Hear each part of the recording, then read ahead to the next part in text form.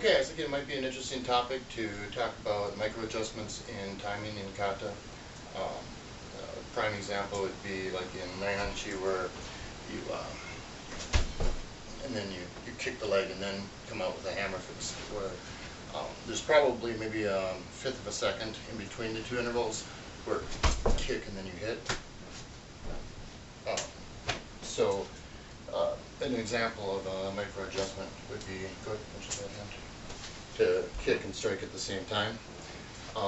Sometimes micro adjustments in timing can also go the other way, where you're splitting up a movement into 2 beats, where in kata it's 1, or maybe just extending it to 1.5 beats, something like that, where like a Murote Zuki, where the 2 strikes are done at exactly the same moment. I think that sometimes it might be interesting to play with the idea of adding a slight interval between the two. The main reason I think that this would be advantageous is that if you do Murote Zuki with them at the exact same moment,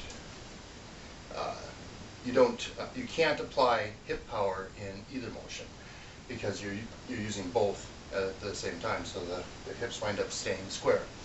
But if you introduce a slight interval between the two, you can put hip between them, and I think it can work either way, where I do the low punch first and then the high, or I do the high punch first and the low.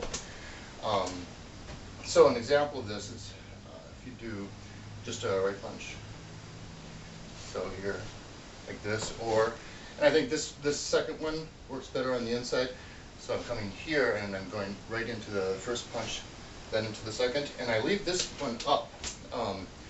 The reason that I leave that up is that if this hand is ready to punch, then I leave this up, and it provides an obstruction. If I'm on the outside, I think that maybe the low hand is a good one to start with. It doesn't really matter, I don't think, too much, but I just wanted to introduce that topic. Do you guys do that sort of thing? And if so, do you think it's a valid way to interpret kata, or do you think that kata should be done with exactly the same timing as in the kata? In other words, that I should always do Murote Zuki like this, with both hands moving at exactly the same moment? Or does this also have a validity?